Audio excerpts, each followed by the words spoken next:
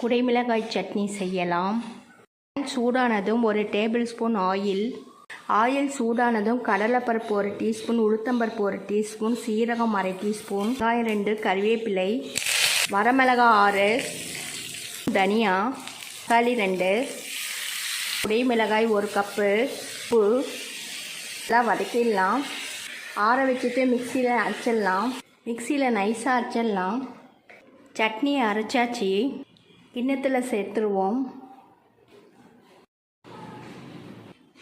Pan சூடானதும் 1 teaspoon oil சூடானதும் கடுகு 1/4 டீஸ்பூன், வெள்ளை உளுந்து 1/4 டீஸ்பூன், கறிவேப்பிலை, தாளிப்பு ரெடி ஆயிடுச்சு. சட்னியில் கொட்டிடலாம். சட்னி ரெடி ஆயிடுச்சு. இது போல் ட்ரை பண்ணி பாருங்கள். தேங்க்யூ.